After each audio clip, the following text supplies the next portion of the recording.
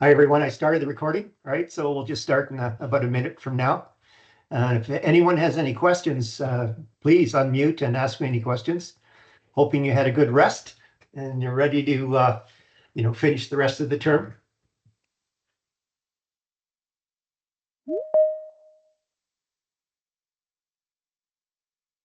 Okay, we'll get started. So it's topic 7 and how to manage human resources. And we'll go through that, and I'm going to start with the deliverables as well. So let's just get right into it. So yeah, again, you can go to your due dates calendar and you'll see everything that's due as well. But I just wanted to kind of give you the reason why I'm giving you this little slide right here is because I want to talk a little bit about, assignment number 3, which is due in March the 19th, but to get you going on this.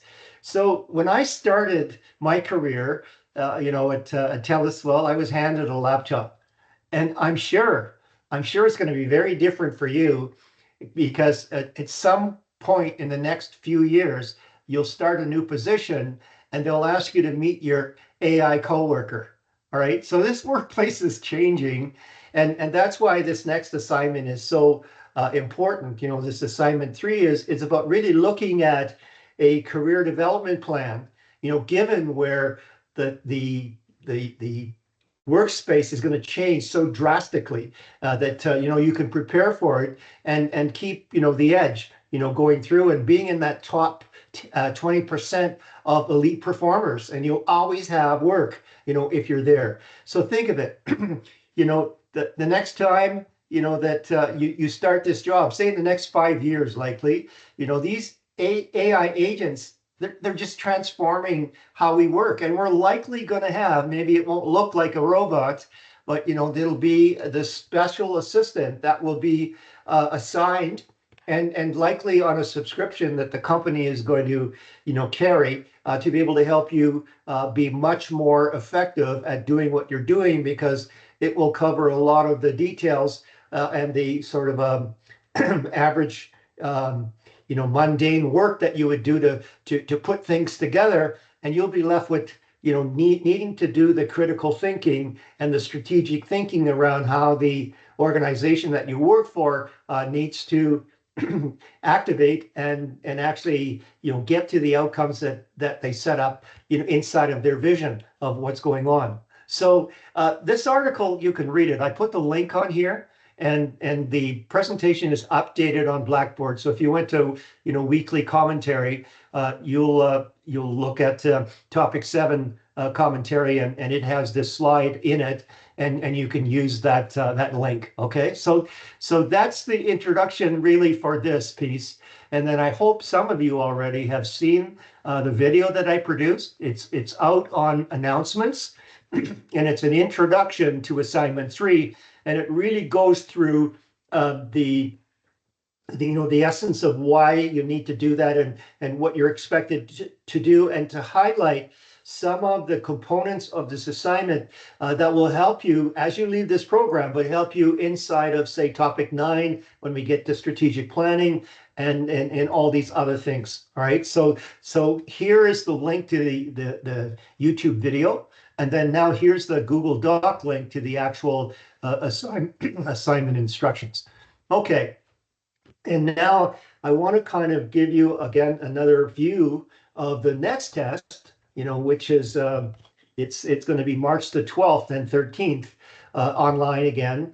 But again, just to remind you that again, it's going to be 4 topics 5 to 8, and really what's included in that is really taking a look at the Robbins chapters of PowerPoint slides that are again in the topic areas and the weekly topic folders, and so that you have chapter 13, which is related to topic 5, and chapter 12 slides that are related to topic 6, and now for topic 7 there's 2 chapters. And in chapter 2, you'll pay attention to slides 17 to 30 in chapter 2. The remainder of the slides will be related to other topics that you're going to cover in chapter 3. In test number 3, and then Robbins chapter 9, and it's all the slides in that piece. so that I'd like you to cover those off, and we'll see a little bit of that, in the next few slides.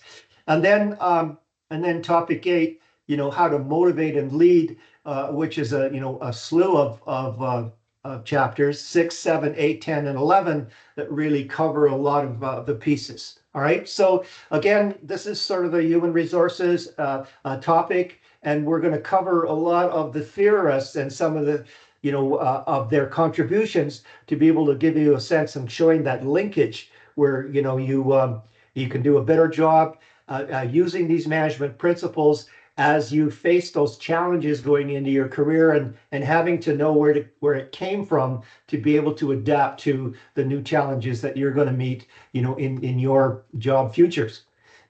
Okay, so again, this is just a layout of where the chapters, the slide deck chapters of Robbins are, for each topic. And again, just reminding you that chapter 2 is slides 17 to 30, for topic 7, right? Okay, so in chapter 2, it's called environmental constraints on managers, so that you really get a sense of what's going on. Some of the slides really talk about, the strategic aspects of management, which we're going to cover, in topic 9. So that's what's to come. All right. But now we're really talking about the change pieces and whatever that you'll see that's related to that. Again, for this topic, slide 17 to 30, it explains how the environment affects managers. And then the remainder of the slides for the next one. And then chapter 9 of slide deck is managing innovation and change. And I'll tell you right now, if you don't understand change and transformation, with the challenges that you're going to face and how things are going to accelerate, I mean, the only constant is change, in your future. All right. So taking heed of this will really get you prepared, for what's to come, and also answer some of the test questions that are going to be in test number 2. Okay. So here are the deliverables for topic 7. So you have 1, 2, 3, 4, 5, 6 Pearson Rebel surveys to do, that are due again, next Monday, March the 3rd. And then I'm going to ask you to do participation topic 7A. It's a group exercise. And really, I want you to use this format to be able to report, okay, on, what are the top 5 ideas for motivating employees. And you pick, in terms of, a large international business, and you answer that, and then you pick a family business for the next top 5 for a family business. And the reason, for this side of the table, again, is to really address the why and really kind of get you to think in critical thinking fashion, right? So that's what I want you to kind of focus on. It's one thing to say, well, here's an idea to motivate employees, idea A, but why would you use idea A, and what will it impact, and and that kind of thing. So just a small sentence. I'm not looking for a big report, but that's what participation topic 7A is all about. Okay, in 7B. I just want to get you to take your attention to slide 53. This is slide 53 in this presentation, all right? And what I'm getting at with this particular requirement is that it's in the selection process. It's called reliability of the selection device. And here is where, I felt in my experience, a lot of human resource organizations kind of let the overall organization down because they didn't follow through on how to maintain their selection process and make their selection process robust and a standard by actually hiring a few people and then tracking their performance and validating that the criteria that they were asked to meet actually worked in getting to the outcomes of the organizational goals. And that process is not there in most organizations. Basically, HR just hires. They say, what do you want? What are you really looking for? And then the follow-up just stops there. And then in some cases, there could be some areas where the criteria could be changed to help you as a manager get the right person in the right position and able to face the proper challenges as you're going through. So that's the reason for asking you to do this. Now, what I'd like you to do is, use this template. Like, you don't have to use it exactly, but use a tabular form, where you have, the requirements on one side and then the description of those requirements on the other side. All right. And that's the first deliverable. There's two deliverables on this participation activity. And so that, for qualifications, then you would list them, and you use, this job description is a list that person might use to describe the general tasks. And what you need to do is, you're going back to, the business that you have chosen, and that you've specified. And so that, again, what the description is, it's more meaningful based on the particular business that your group has chosen in topics 3 and 4. Okay. And going through that. So that's the first deliverable. The second deliverable is, based on that job now, develop a list of interview questions, no more than 1 page. And that activity will give you insights on how to address the related deliverables. But again, thinking about, you want to standardize a selection process, and you want to continuously evaluate how that selection process has, what it's achieved in terms of the type of people coming into the organization, and so that you can adjust that and make sure that process, that process and criteria is relevant, right? So that's what that's all about. Okay. So again, there's the slide again, and it's all about, the selection process, this piece right here. And it measures the same thing, all right? You're measuring the same thing, and so that you provide validity, to the selection device, so that you're understanding that it's a standard that they're working towards that will be in balance with what the organization needs to be able to, and I'll mention this all over again, is to be able to manage and maintain competitive advantage. I mean, that's what it's all about, because what you're doing is you're bringing in, critical skills and capabilities. And that, in terms of the organization, are core competencies that link to competitive advantage. So that's why it's so important. Okay. All right. So where we are now in terms of that, timeline is that, on the HR, we're really talking about, what was developed, in the mid 1900s, in terms of maybe between, say, 1920, the Industrial Revolution, and where, scientific processes came out. But you're looking at behavioral and you're looking at quantitative, right? And quantitative now is, well, now you're starting to really track, how is what you're doing from an HR point of view making an impact and continually making an impact. So that's where the quantitative part really kind of kicks in. Okay. And so I just want to flip back now to assignment number 3. In my experience, understanding, what the problem was, because, really helped in making groups and people effective. Because in our careers, that we are problem solvers. That's what we are. Some problems are bad things and some problems are good things. All right. So good problems, opportunities, bad problems, threats that address that.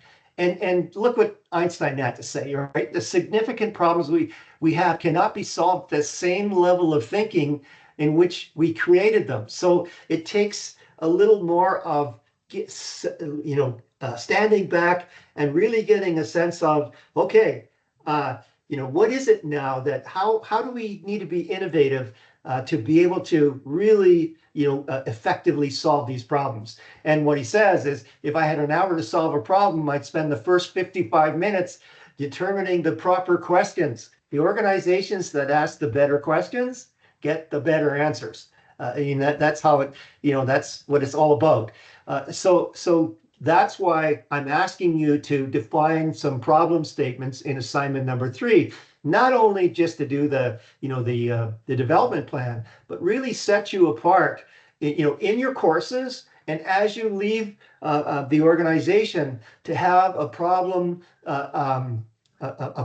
statement or a problem solving process that really you really understand and can make you a lot more effective. Okay, so that's why I'm giving you that. So a problem definition, you're effectively characterizing the problem that's crucial because you have a clear understanding of the issues or the issue of the problem. I mean, that's the key thing, and we're going to see that having an understanding of the issue sets you up to create very effective goals in your planning process, right? And you're guiding the development of appropriate and targeted solution options, so the options that you come up with, have context to be able to be the right types of options, because you really have the problem now as you understand it. All right. And as the organization understands it. And when I say that, it means within the context of what the organization is, where it came from, and what it has to do to be able to get to the outcomes of its strategic and business plans. Okay. So again, there's another adage out there that says, 90% of the solutions can be found by clearly defining the problem statement. Totally akin to what our friend here was saying, Albert Einstein. All right. Oh, so developing that problem statement provides a brief description of an issue you want to solve, and it's an important early step in problem solving. And the problem statement is a short, clear explanation of an issue or a challenge, an opportunity or a threat that sums up what you want to change. So it helps you. It helps your team members, it helps your stakeholders to focus on that particular problem. And the best time to create a problem statement is before you start thinking of solutions. All right, so this is the article that's prescribed in that, in assignment number 3. And so I'd ask you to kind of really take a look at this, not only to do the assignment, but to really get a sense of, how can I be more successful in my career when I leave this program, okay? So here, this is just for your information, some effective problem-solving frameworks that are around. The McKinsey problem-solving framework, the root cause analysis, Six Sigma, the EI approach to problem framing. I'm not getting into that, but the whole idea is that if you can internalize, a problem-solving process that like second nature, then you'll always be in the right frame of mind to be able to tackle a problem and get to the underlying aspects of what that problem is, and you'll get to, better solutions. So, a person or an organization that asks the better questions gets the better answers. I mean, that's really what this is all about. So again, how are we going to use this, say, in topic 9? Well, when we're planning, we're doing an environmental scan and we're looking at trends, or we're looking at opportunities and threats. And then what do you do then is that you convert those scan insights and findings into strategic issues. And what are strategic issues? They're problem statements. That's what they are. All right. And now it's easy then, once you have these issues, to be able to convert those issues into goals and objectives and initiatives and action plans that are totally relevant, to the context of the history of your organization, the industry that you're in, the actual issues that are out there, and and in line with the vision of your organization to really get to those key outcomes and be successful. So that's what that's all about. Okay, so I'm going to switch gears now a little bit, and let's just talk about performance. And you can see again that this is highlighted. So this is probably, very important to know for maybe a test or something. Okay, so there's a formula. Performance is equal to ability times motivation. So how does this fit, with human resources? Well, from the ability side, you're really looking at recruitment. And when you're looking at recruitment, then you're looking at skills, knowledge, and capabilities that align with the core competencies that are needed to create competitive advantage in your organization. All right. But, employees can have all the skills and capabilities, but if they're not in line, with the motives of the organization, then it's not going to happen, right? So this is all the part of retainment. So the buzzwords in HR is the focus has to be on recruitment and employee retrainment. All right, retainment. And what are you doing during retainment? Is that you're managing behaviors. All right, you're managing behaviors. So what you're doing is you're getting people to align with the values and the direction of the organization towards the shared vision of what they're all about. Okay, so you're going to get performance if you have ability times motivation is the bottom line to do this. Okay, so having said that, I want to take you into a group discussion. And so I see there's 25 of us now, or 26 of us. And so I'm going to put you in a breakout. And in that breakout, I want you to kind of just think about the understanding of the significance of using corporate culture to motivate employees. And corporate culture is, well, it's the way we do things around here. We talk about having mentors in the culture. We talk about being aligned with the core values, and how do we get people engaged, into aligning with in a shared, a shared vision. So what I want you to do is take a look at these 10 points, and then out of those 10 points, pick out 3 of the 10 questions in your group and to reach some conclusions on that. All right. So we're going to do 10 minutes. And so here are the 10 points, real life examples. Can you think of a company with a strong corporate culture? Personal experience. Have you ever worked in an organization with distinctive corporate culture? Key elements. What are the key elements? How can leaders and managers shape the culture? Culture versus strategy, which do you think is more important? The case studies, I want you to go through this, all right? And then what you're doing in this next 10 minutes is learning from each other. So I'm hoping that people will be engaged and volunteer some of this, all right? So what we're going to do then is that I'm going to actually now put you in groups, and let's see how we do that. Where are we here? Okay. Okay, breakout rooms. And then we're going to assign the participants. And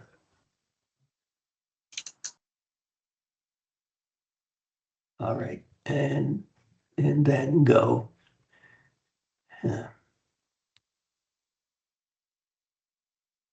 Okay. Okay, so you should be getting put into rooms now.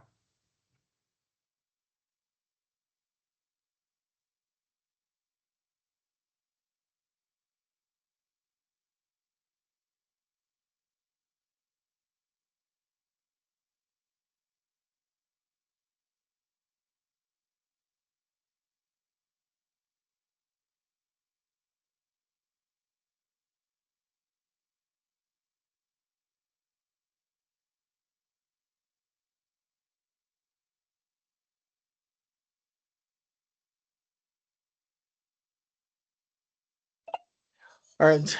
Good evening.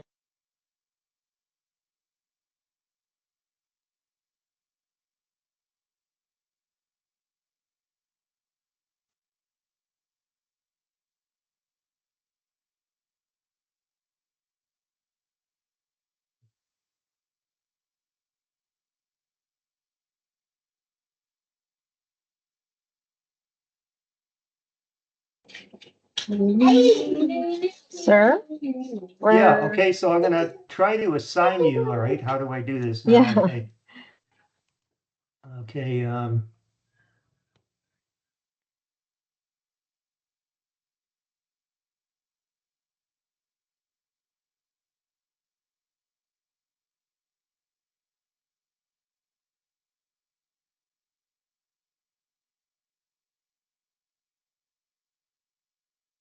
how do I do this now?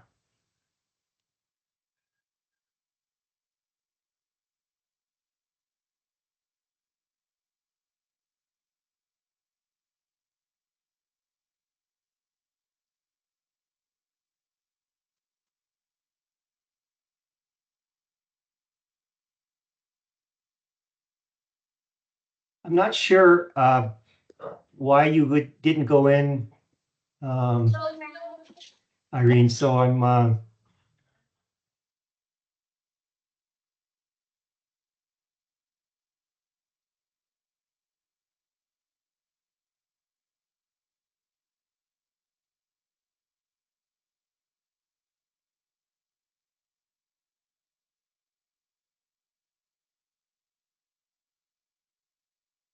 let me try this.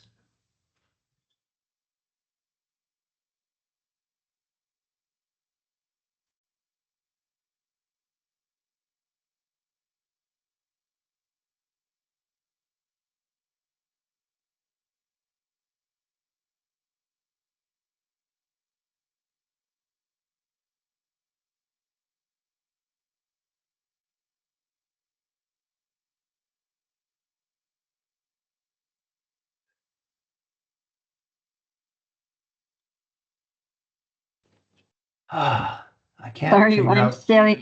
I'm still in the main room. Sorry, sir. Yeah, you're still there, right? So Yep. I'm not sure how to get you into a, how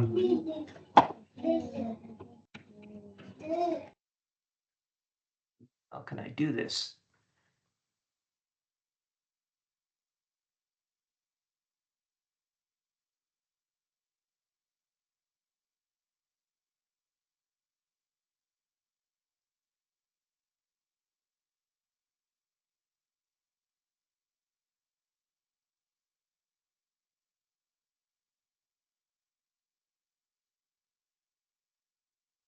Hmm.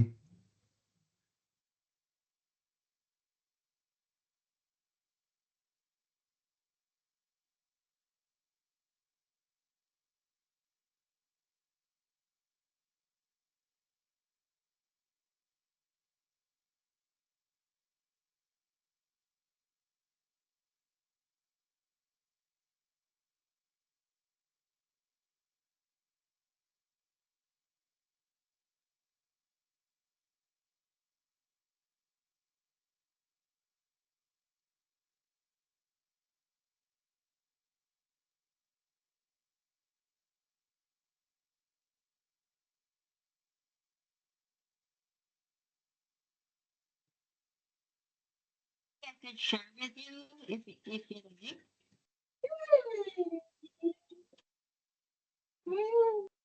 Yeah, I don't know how to get you in. You should be on the list of participants. So, for next time, I will make sure that you're in and somehow you don't get excluded here. All right. No, it's good. It's maybe a glitch or something.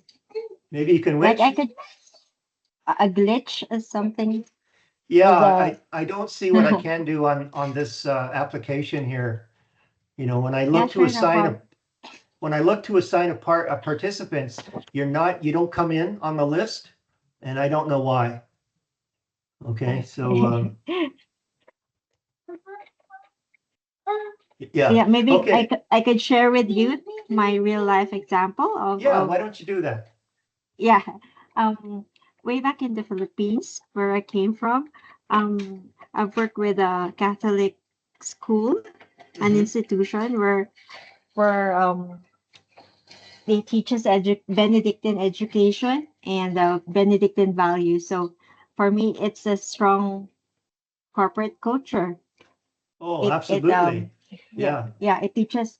it teaches a lot Benedictine values that I was able to apply in my own life, and now that I'm here in Canada. Yeah, that's amazing. So you understand, how a set of core values that are shared can be so powerful, right? So you have that sort of foundation now to work from, which is it's a great piece to have. So yeah, thank you for that. That's good sharing. Okay, I'm going to have to leave you though. I just want to go into some of the groups to see how they're doing. Okay. Yep. All right. Yep. Thanks Thank for you. that.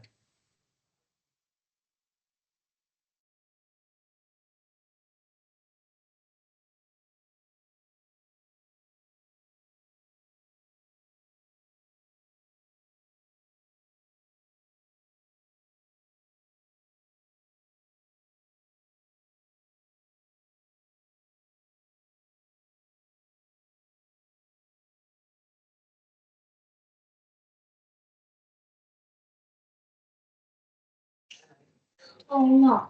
Okay.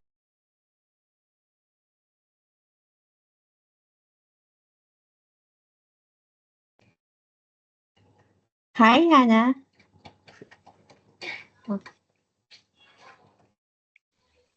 Okay, so now I'm.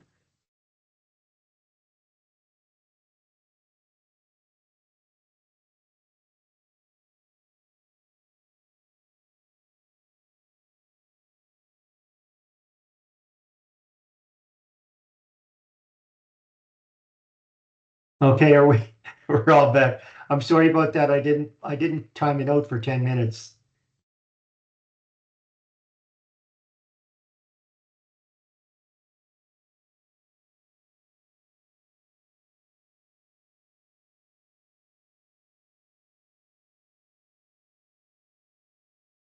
Okay, are we all back?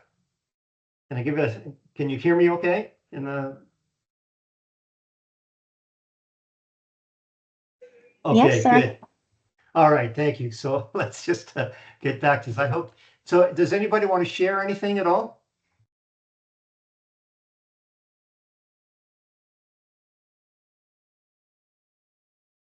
Is there any kind of key learnings that come out of that?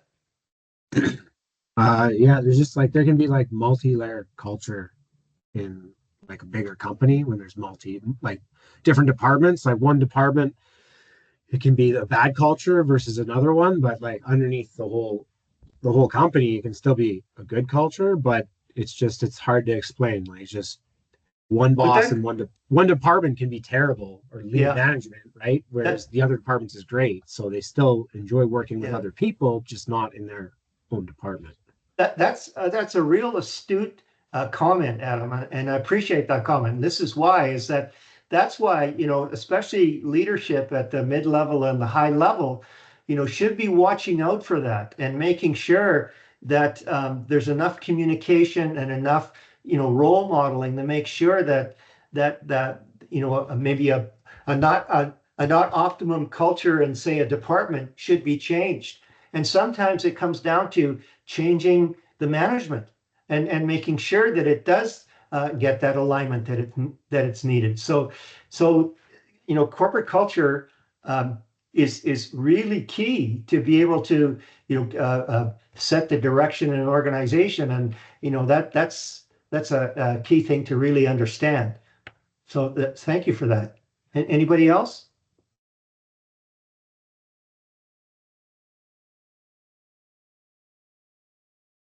Okay, in the interest of time, then we're just going to move on. But I wanted to make the point, though, that using corporate culture to motivate employees is a very powerful platform. And when you talk about corporate culture, you talk about the underpinnings of corporate values. And the more that the corporate values are modeled, by the leadership, the more that they are integrated into everything that the organization does and demonstrated and celebrated, the more that people are going to feel that they're part of that shared vision, right? So, and in today's world, where there's a lot of individualism going on, that's how you really can get engaged people. You can't, use, the autocratic method to make people do certain things in this, in this day and age, for the most part anyways. And normally if that's the case, people leave the organization. And I'll talk a little bit about that as we go through some of the slides. Okay, well, I hope that went okay. I know there's one person that I'll have to make sure that gets in on the, on the groups next time around. Okay, so here's the thing. Employees leave their boss, not their organization. And it took me time to kind of figure that out, I guess. But the manager accounts for at least 70% of the variance in employee engagement. So that really tells you, how important, that your leadership as a manager and your management as a leader, can be a lot stronger on employee commitment, if you really focus, on inclusiveness and all those key enablers to be able to keep people satisfied, and you can make that difference. So look at this. Leaders have a much stronger effect on employee commitment levels. So you can see 89%, effect for great managers and great leaders. And I kind of always talked about leadership and management is inextricable today. 20 years ago, 30 years ago, there were leaders and then there were managers, and the managers got things done and the leaders kind of set the direction. In today's world, you need both. And why? Because it's the key to employee engagement. Okay, so take a look at this. All right, so you get more commitment, when the above average manager rating is higher. So above average, development opportunities there if you have the right kind of managers, and motivation is not just one thing. It's where the person's efforts are energized, where they're directed, where they're sustained. And when I say sustained, I mean supported. You gotta give the people the tools and the capabilities to do that, towards attaining a goal. And you can see all these little keys around here. So this is a really important slide to understand. And it's got 3 elements of motivation: energy, a measure of intensity or drive. And you can see that, the organizations that are on fire, they have that energy to get people excited and enthused and inspired to be able to do that. Direction is key, all right? Direction is absolutely key.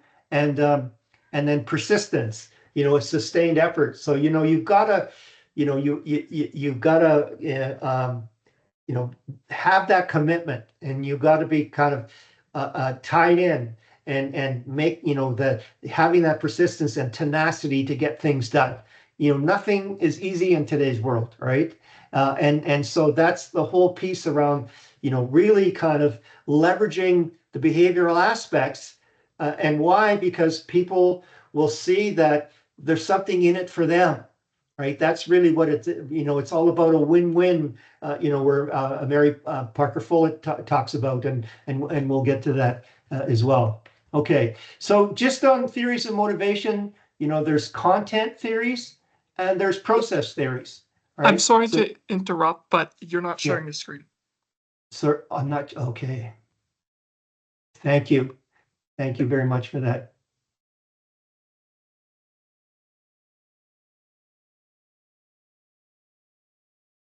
Okay, so this is the key slide that I'm talking about with all these keys. Thank you so much for letting me know.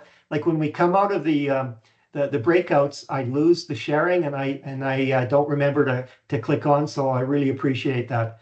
Okay, so here's the 3 elements of motivation: the energy, direction, and the persistence, right? And this persistence, this is stick-to-itness, right? That you really need to bring to teams and whatever.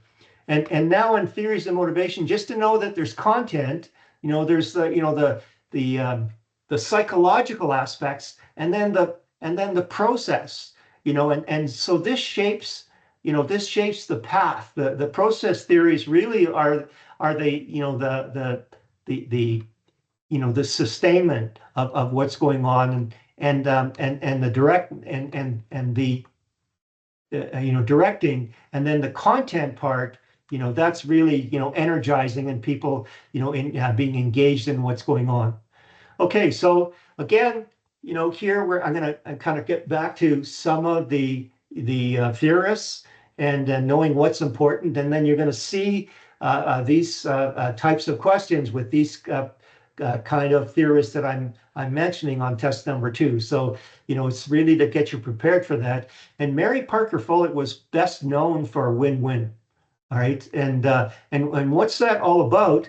I look at it as, I keep talking about this famous FM station, WIIFM, and what WIIFM really stands for is what's in it for me. So when you're looking at win-win, it's the win for the organization, but it's the win for the employees that are engaged and inspired and feel that they're part of that shared vision. They have a piece in that vision.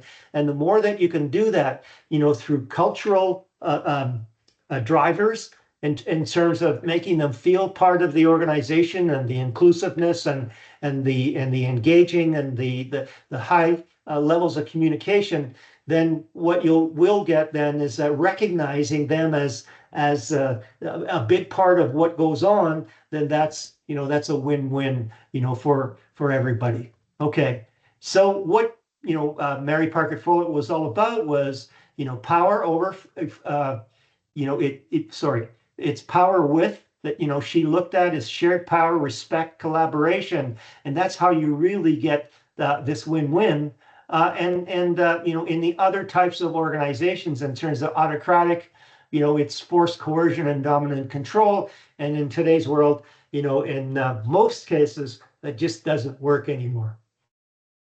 Okay, Donald F. Roy, well, he talked about, the self-actualization, and the motivation, and really this term right here, self-actualization, comes out of Maslow. So Donald F. Roy was a Maslow kind of acolyte or whatever, and learned from that, and really figured out that, hey, if people are happy on the job, and they can express themselves, and sometimes not even in the case of just having the liberty to achieve something, but just feeling good about being there and feeling the camaraderie. And that's really what Donald F. Roy talked about in his Banana Time. So, and what Banana Time was, it was, let me see here. Yeah. It was, where he looked at it, work was monotonous. So they had sort of a little bit of a, fun time each morning. And this started with the banana would be stolen from a worker's lunchbox, but all in game and playing kind of thing, to be able to make the location, a place to have fun and to feel good about and want to come to work. All right. And then I talked about how Donald F. Roy was really a student of Maslow's hierarchy of needs. And this one here, there's many organizations subscribe to Maslow's theory here, and it's so really important to understand what this is all about. And if people aren't feeling that their basic needs are met, or they're feeling unsafe, they're never going to get to a level where they can self-actualize. And self-actualize means to become the most that one can be, right? And you can consider self-actualization as sort of where Gandhi was in terms of how he described the object or goal of life, right? So so understand this guy, and here I explain that Banana Time. David McClellan, well, regardless of gender, culture, or age, people are motivated by 3 factors. So if you understand these 3 factors, then you can create the conditions to be able to resonate with particular people, because different people have different needs. All right, so let's just talk about that. So some people have a need for achievement. I think I'm kind of in that kind of category. Some people have a need for power, and some people, need a need for affiliation, a need to be part of something, right?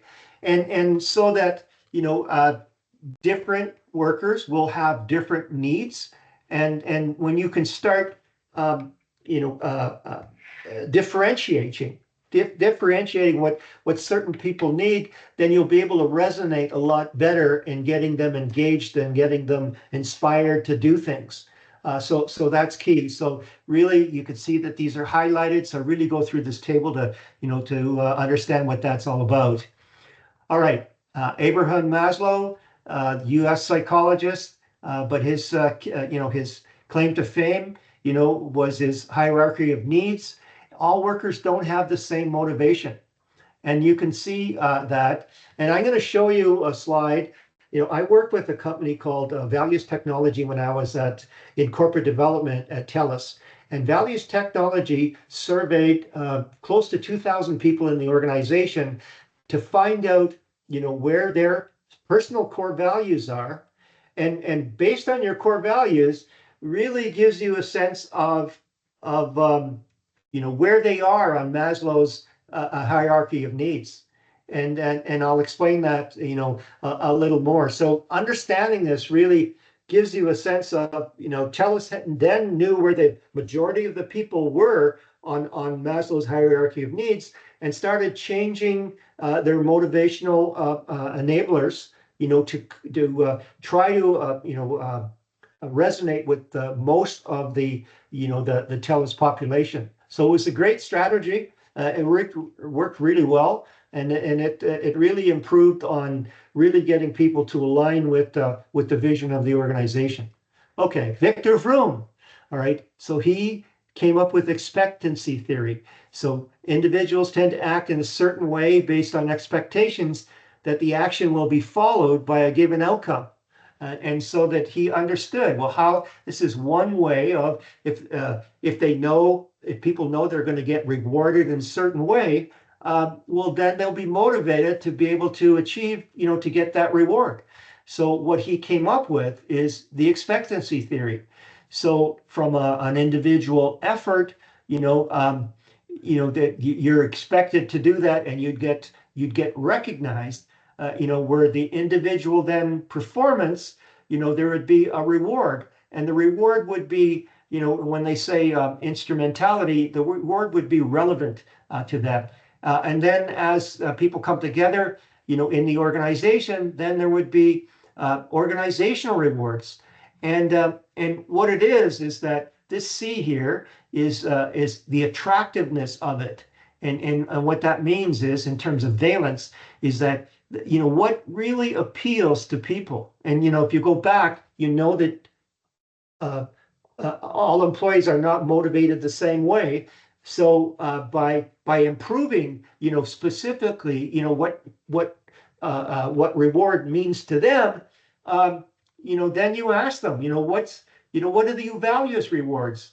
And I know in my experience, when I was running the business process improvement for the service delivery system at TELUS, one thing we did do is that, we had employee forums, and the people that were working on that service delivery system, we bought them all T-shirts, and they were all blue, and they were all people working on that particular project, and it brought a real sense of pride, and you wouldn't believe, the alignment that we got out of that, the inspiration of all the people wanting to really make a difference.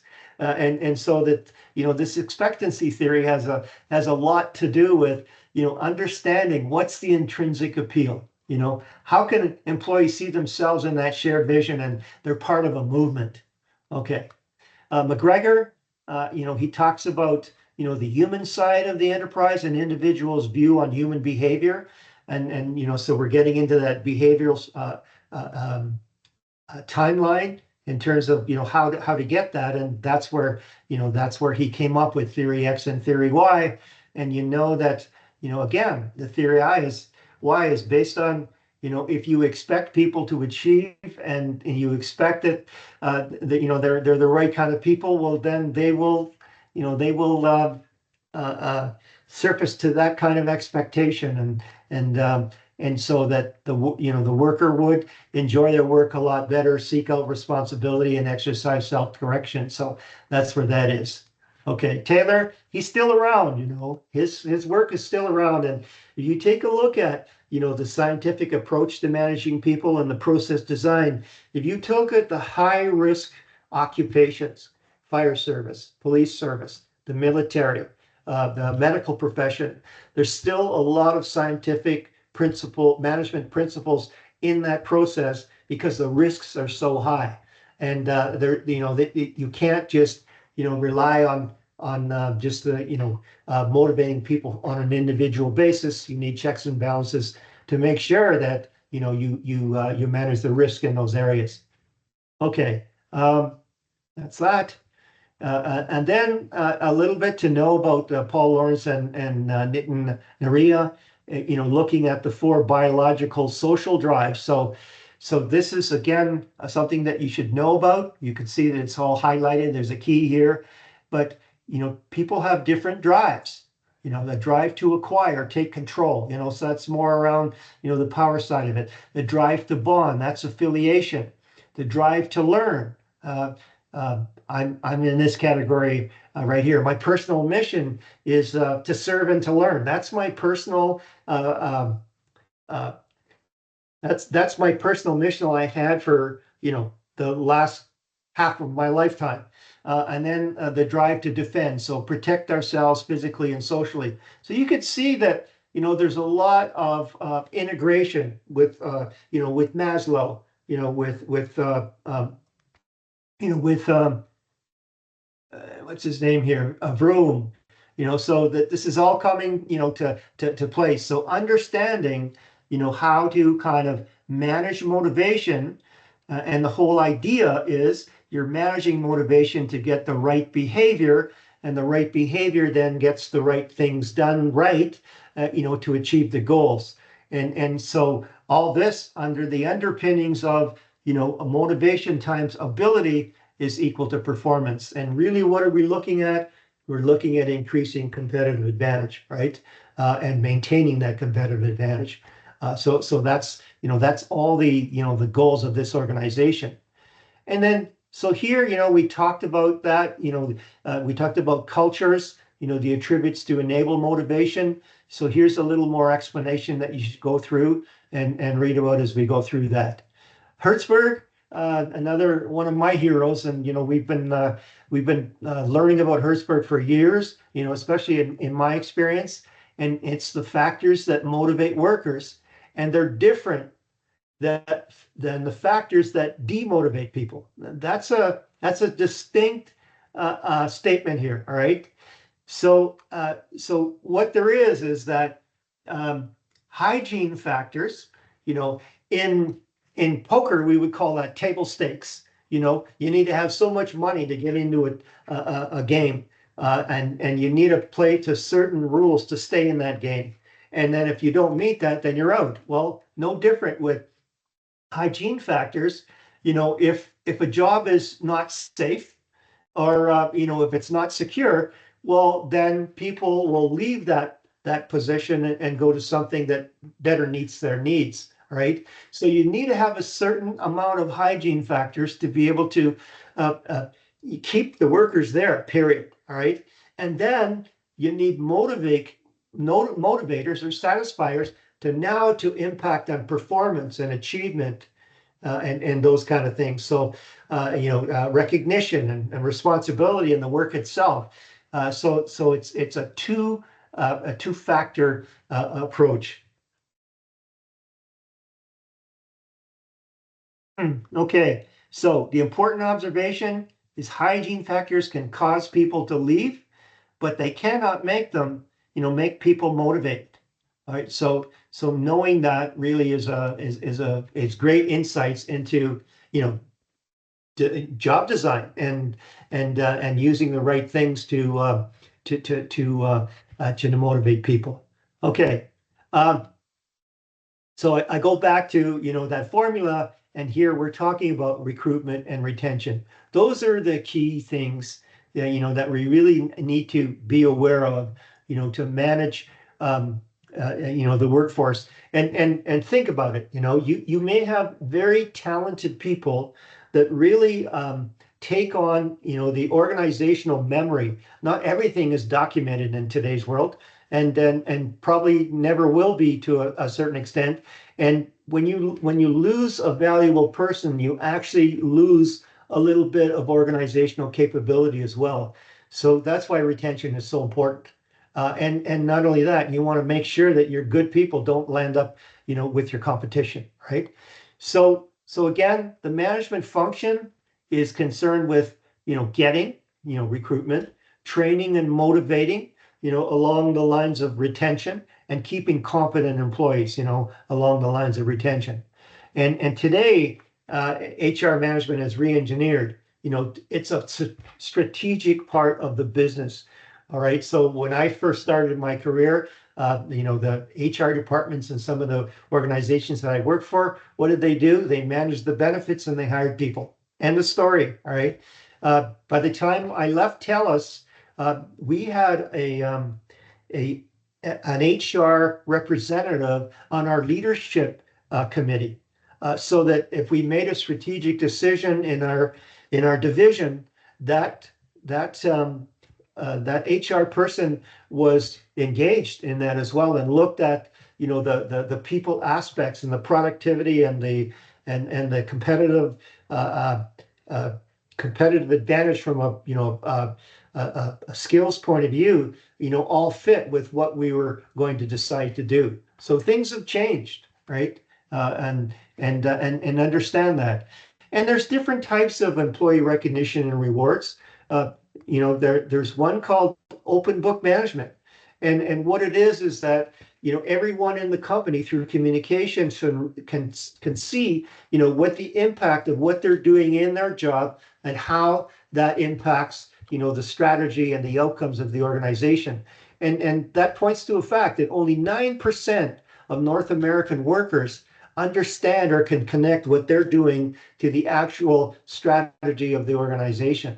And so that open book management is one key way of bringing to the fact that, hey, you're really kind of making people feel part of that organization, the what's in it for them kind of thing, apart from other, employee recognition programs and pay for performance, and a gamification is, offering prizes on that, and professional development, and then the way that we treat workers in terms of permanent contracts and work-life balance. So these are all key aspects of reward. So this is just for your information. If you want to know something about open book management with Jack Stack, that there's a book that really outlines that. And this was, International Harvester they were going bankrupt, and the employees took it over, and every employee was an owner and knew how the business was doing, and it really helped the ways going on. So again, from the recruitment point of view, there's the job description, which you're going to do, and then the job specification and the selection process. And the selection process, needs to be reliable. What that means is that if you have a selection process, that whoever's a successful candidate coming through, that they're going to be equipped and have the capabilities to be able to do that job, and that the criteria that they were selected on was valid and relevant to be able to to get to bring success to the organization. So this is key, right? And again, in this competitive world, you need everything you can get in terms of managing the competitive advantage of your organization. Here's a little bit on total rewards, and not too much yellow here, so I'm gonna kind of go through this. But there's different types of compensation, direct compensation in terms of salary and bonuses, and indirect compensation, work-life balance, recognition, professional development. And again, I was on, for several years, I was on boards of community credit unions, and work-life balance and the recognition and professional development were key parts of the compensation and benefits in those organizations. Why? Because they were community organizations, and they wanted, the workers to be able to, engage the community, and it worked really well with those types of compensation and benefits that were, put into place.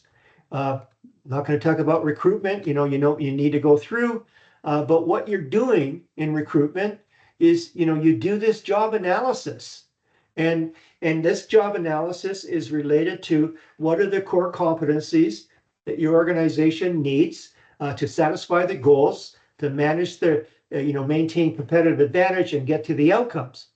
And then you look at what you do have in terms of what we call bench strength in the, in the employees, what capabilities in that, and then what's the gap, and then you hire to satisfy that gap, right? So you identify those gaps in human resources inventory and capability, and then you recruit and retain accordingly, all right? So that's what that's all about. So just give you a little quick one on, in my credit union experience on the board, several boards that I worked on, I was in charge of doing board member profiling of the skills and capabilities and knowledge, and I would have to balance that against where the strategic plan was taking the organization.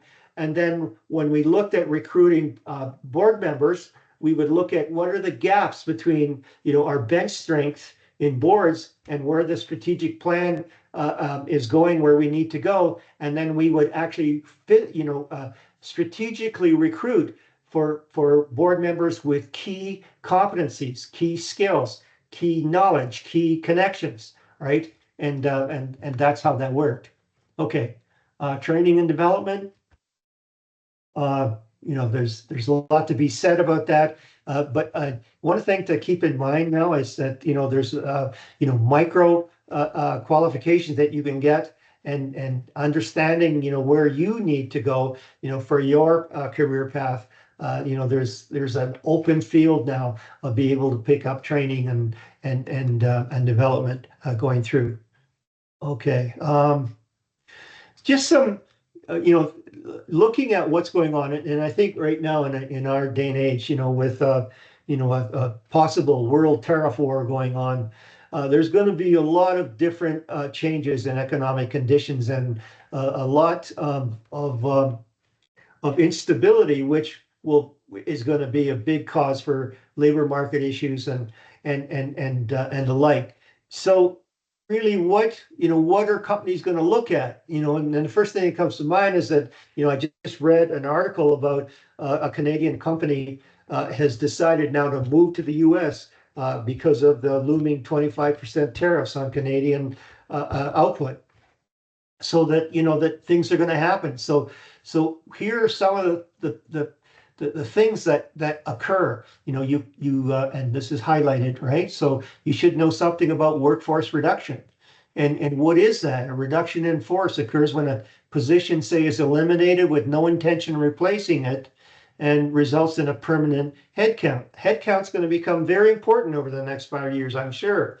And so what are the workforce reduction strategies?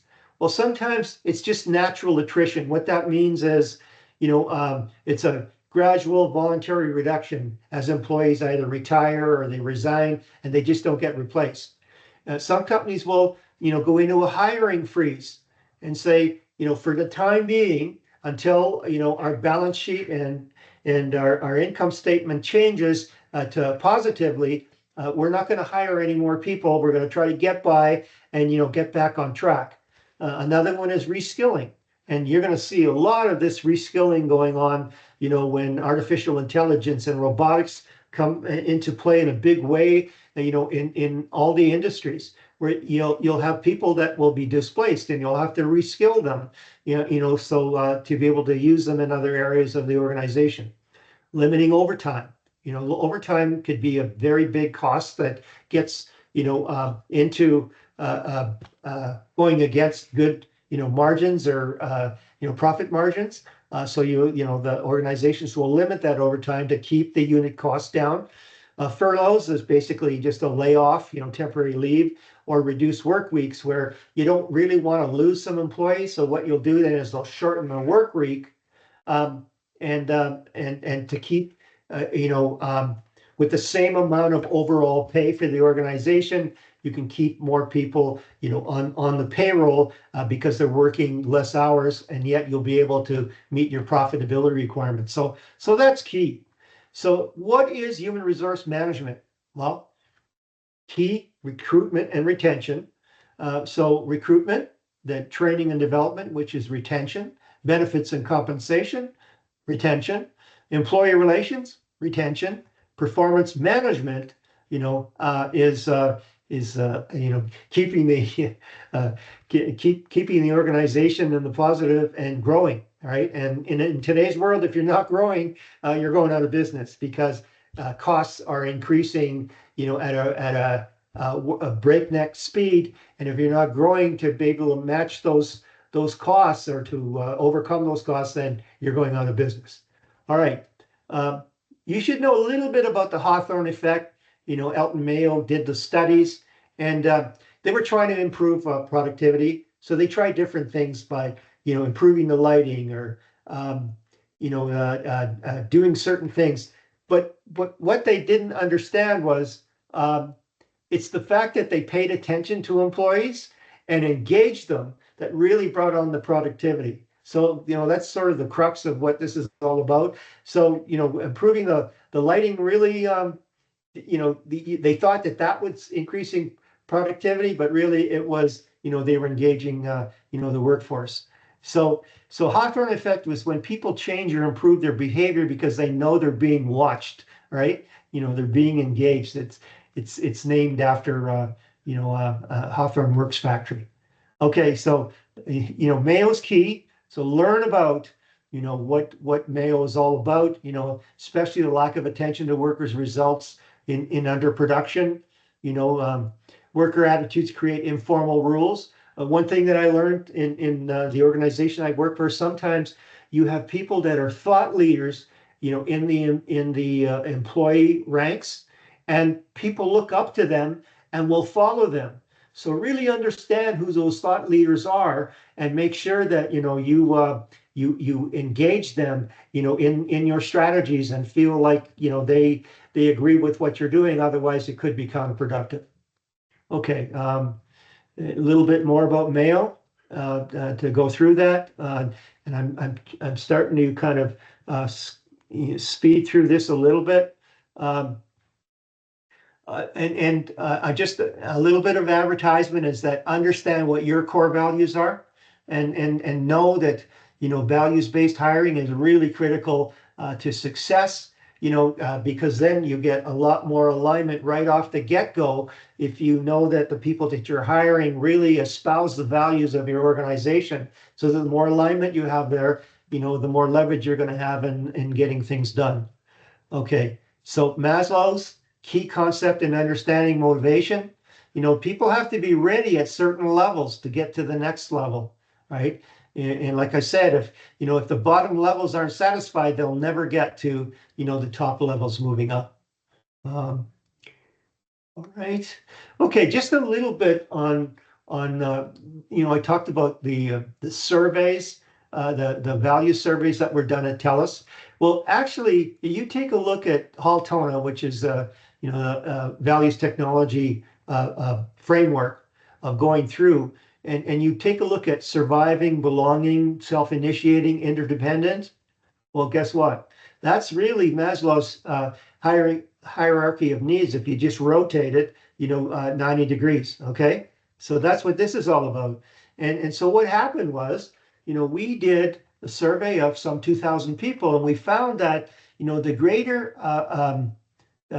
greater part of the organization was in the self-initiating phase, and what happened then is that the rewards and the inspiration and all the policy around HR kind of went in this area to try to maintain, to align with the greater set of values of the overall organization. And that, that's where that brought us. So there's a real science to this, is really what I'm trying to tell you. Okay. Here's one thing though, is that core values are not set in stone. And so what happens is, so let's say that the values are here today, in TELUS.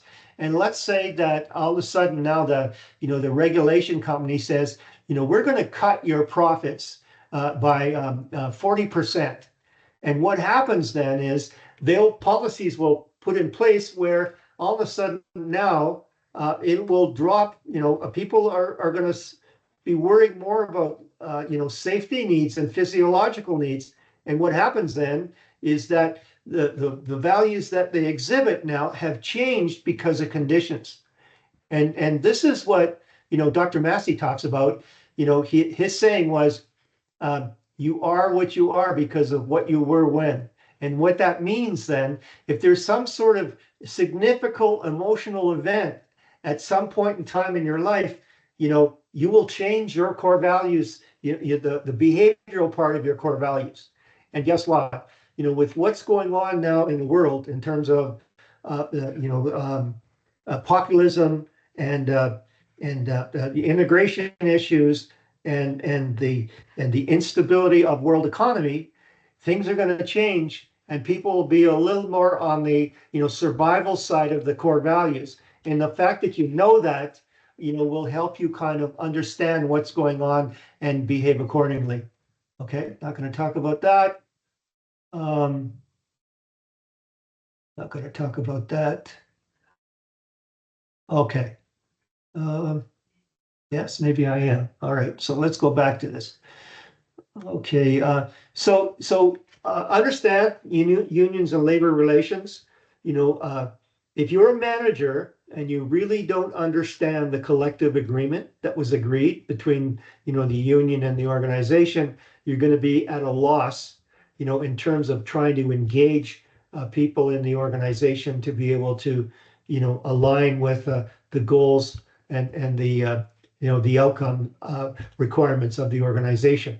And so, understand that the collective agreement is legally binding, and it supersedes company policy, and it talks about management rights and wages and safety and benefits. And the thing is that you should really understand what bargaining is all about, and you can see it happening here, even here in the college, of what's going on. And it's basically, it's all about respect on both sides. And it's all about understanding, how to make the organization and the people successful, win-win. So, here's a good sort of application of Mary Parker Follett to be able to look at both sides, to get things done. I'm going to talk about this, but what you should understand though is that HR. HR management or human relations management, it really has to define the purpose. And, I keep on going back to the why, and the purpose is really the driver for, the right kind of critical thinking. And then the principles. So the principles are really fabricated from the values, what's really important to the organization. And that really sets the tone for the culture. And then the processes, if you take a look at the balanced scorecard, you're going to see processes as a very big part, of that piece, and in the balanced scorecard, and then the people, and then the performance, and really you can see all these pieces inside of that balanced scorecard. Okay, just a little bit about alignment. This is one of my knowledge maps that I created.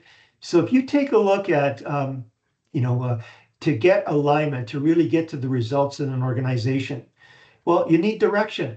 You need that clarity of what's going on.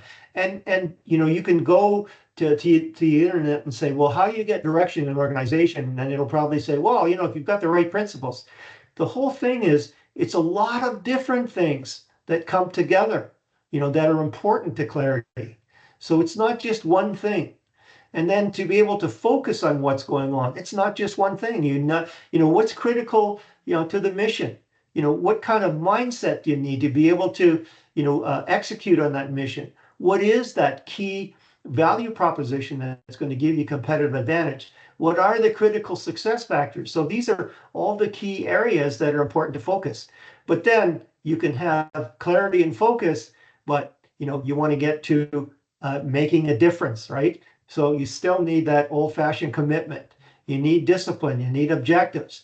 And then when you get all this done, well, then you need the capabilities, the results, the applications in terms of time management, change management, people management, process management, project management, performance management. And that's really the secret sauce, is that if you want power in an organization, you need alignment. It's the power of alignment.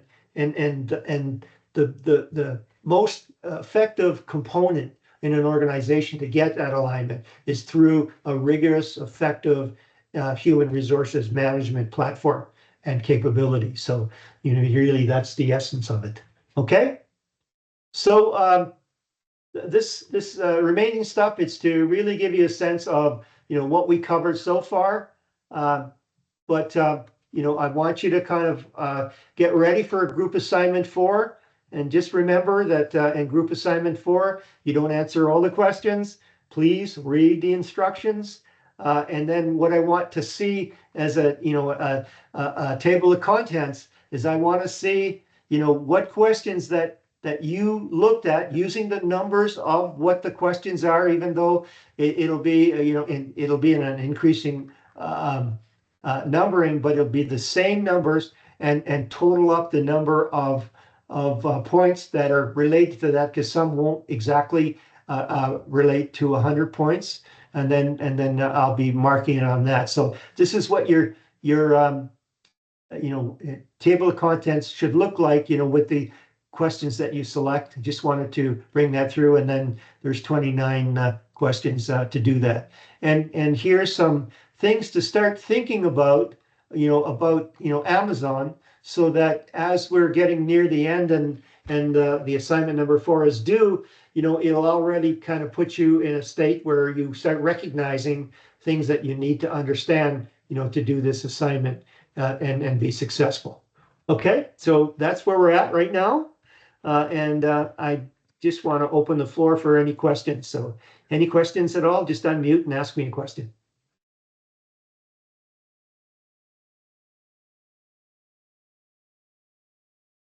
Are we all good?